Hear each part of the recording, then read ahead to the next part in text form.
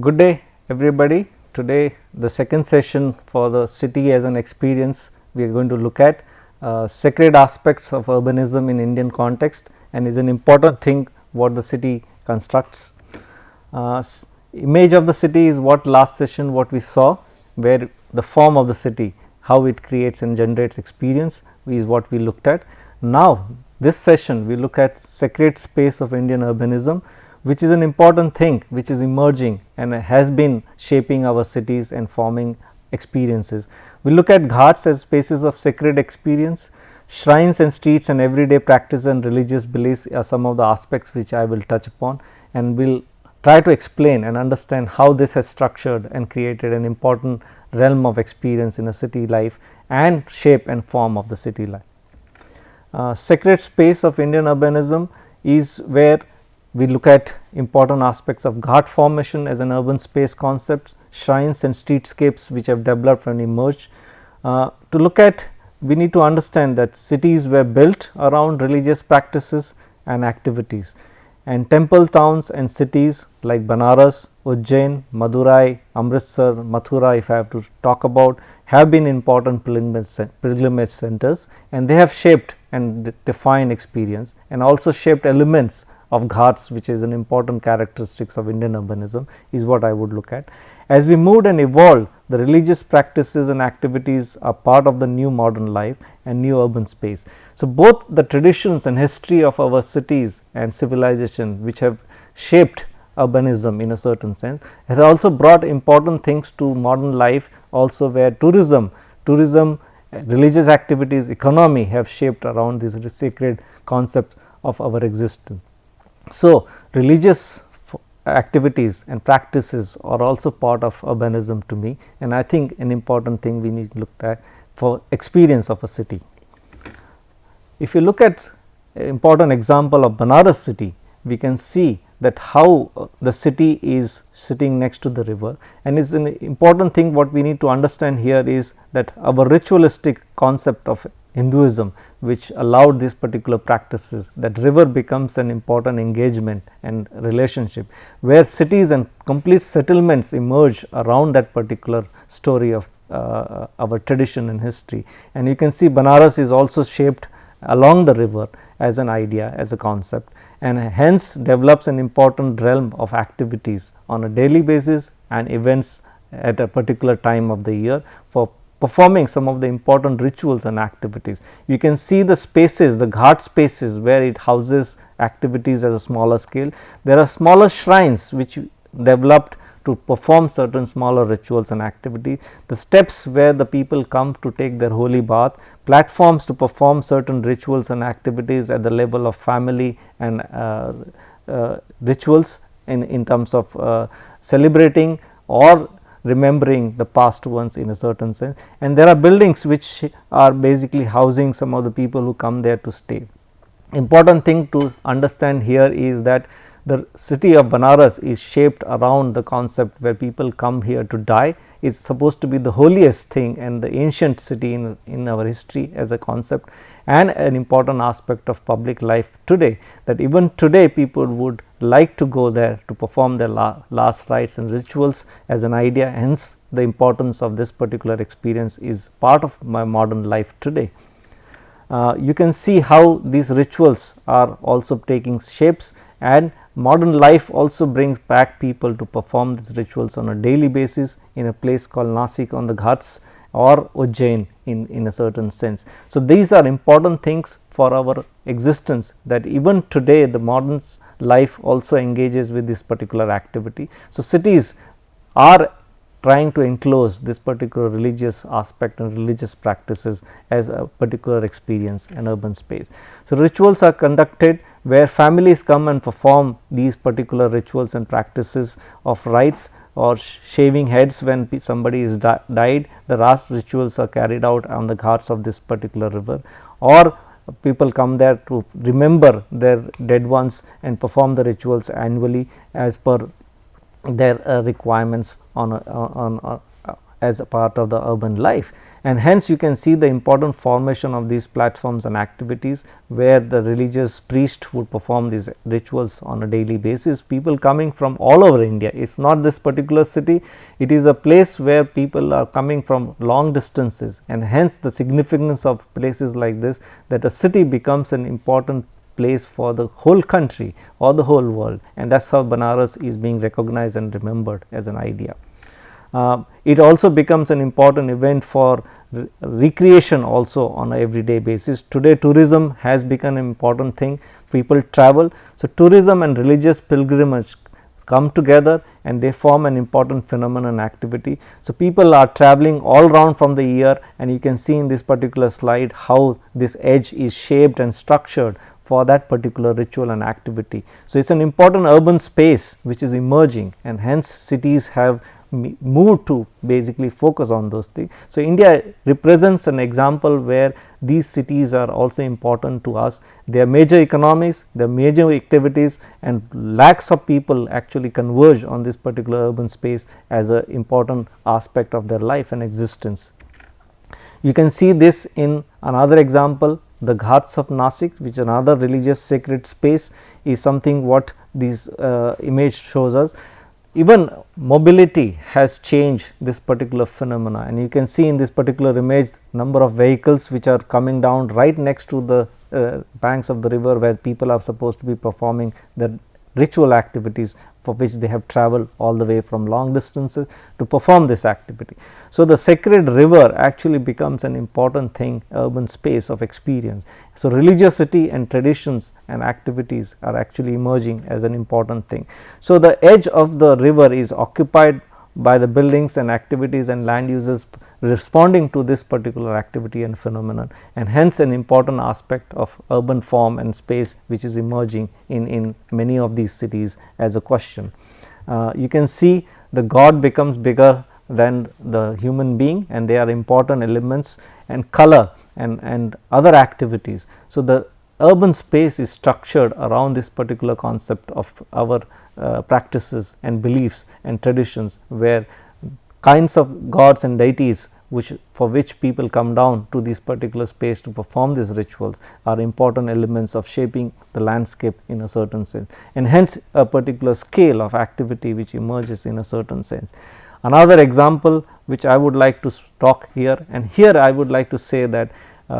mythological structure of our existence and beliefs is also shaping the idea of city and urban space, and Pushkar is another example where a holy lake which emerges from the mythology actually becomes a source or root of shaping and creating experience, activity, religiosity, and a complete city by itself, and tourism,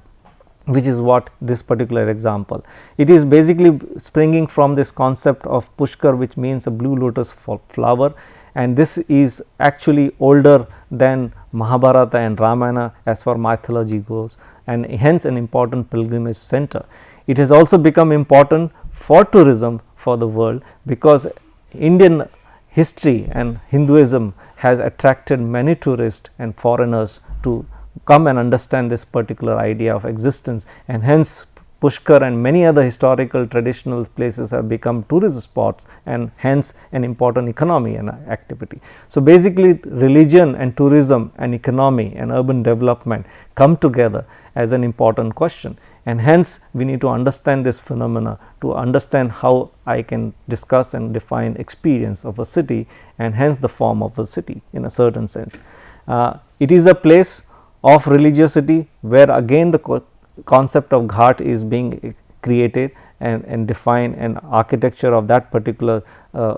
aspect has been developed. It is also talking about a parikrama, which is the procession which moves around the lake as a holy practice, and it is actually having a important temple of Brahma here, which is the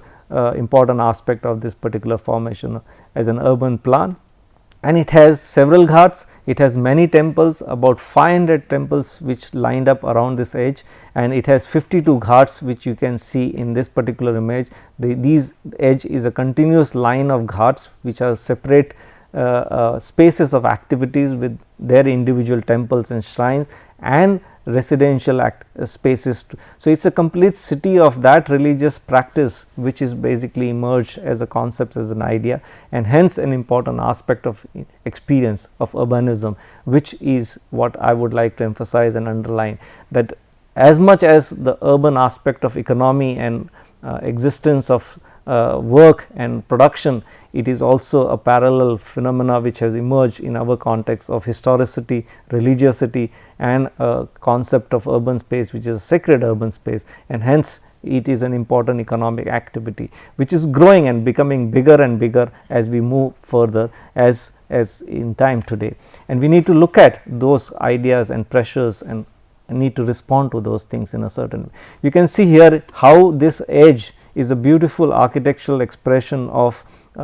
urban formation, where the open space with steps and ghats which bring a lot of people to perform those activities, and there are institutional spaces, that small temples and shrines, and residential spaces which are the ashrams where people come and stay for few days to perform those rituals. So, it is a city which engages into everyday life structure, that people from the city come to perform the activities, as well as people come from long distances who have traveled from cities across the country, come here, stay here and perform the rituals on a particular day and then go back to their city. So, it is an interesting phenomena where this mythology, religion, religious practices and traditions construct this important form, where urban space, the city form, and economic activity and tourism come together to as an important spectacle of urbanism. And that is where I think it is an important aspect of experientiality of a city, where religion has triggered and played an important role to shape urbanism in our context. Going further down to another example is another city where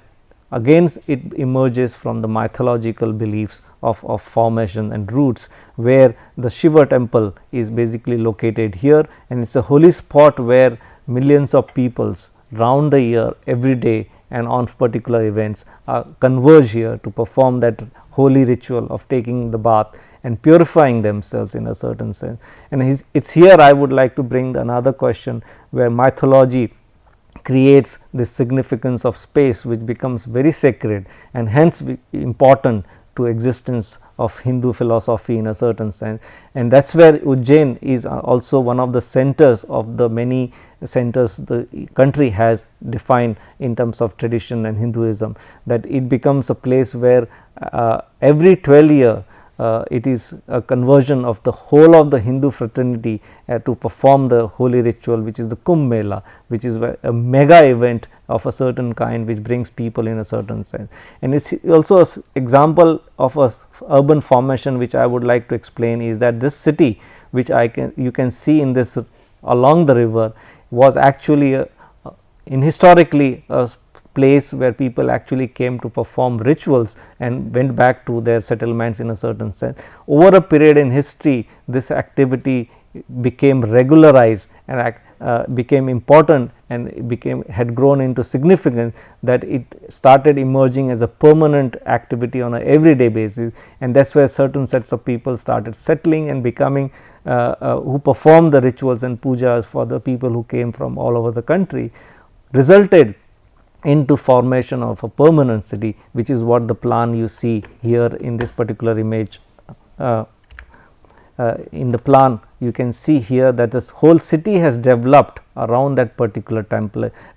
and the holy spot where you come take the holy bath. So, a city has emerged again from that mythological activity and significance of existence to a complete city by itself, and now it is a normal city which actually caters to this religious activity only, and that is why Ujjain becomes and emerge as an important aspect of urbanism. And even the urban space, what you can see is an important activity where individual family, a single human being, or a congregation of large city population, or people from all over the country converge for that event, can actually perform the rituals of a holy bath and other practices. So, that is where the space becomes an important vibrant aspect of formation in a certain sense, and that is why Ghat is an important urban activity, an important urban space to be understood and studied, where this particular significance of existence and experience can be understood. Looking at this image, one can see that it is an important scale of activity. Looks on one hand that it becomes a very silent space where one can sit and perform the rituals and practices individually and meditate for a moment also in a certain sense. At the same time, the same space can become dynamic and vibrant for millions and lakhs of people who can converge and perform the same activity of holy bath and purification in a certain sense. So, it is an important concept of urban space where both aspects of silence and quietness, which is required for the holy purpose of ritualistic activity, at the same time a mass crowd can also converge to perform in that same space in a certain way. It is an interesting architectural example where the smaller steps, the smaller shrines which are there in the front and the bigger buildings at the back, which forms the stronger edge as an idea, as a concept. So, it adds variations, it has permanency of a certain kind, it has richness of architecture in a certain sense, and hence it is an important urban space, and it is an interesting thing architecturally and urbanistically I need to look at to understand this particular concept of urban experience. Another example in the north of India, which is also again springing from mythology and emerging as a city by itself. So, one can see this is the lake in the center, which is basically the Golden Temple complex. It was basically a pond next to which Guru Gobind Singh sat and wrote the holy text, which has become the important Bible for that particular community, and that is where it became significant and important, and the activity became bigger and bigger, and hence a complete city emerged around that particular formation, which is a mythological aspect. And that is where the religious activity, the mythology again allows to build a complete city, idea of urban space, concept of experience and existence in this particular part of the world. That is why you can see a strong definition of the space is emerged architecturally. The central temple where the holy text is kept, where people converge to offer their prayers, and the water body again for purification as a practice. So, again one can see how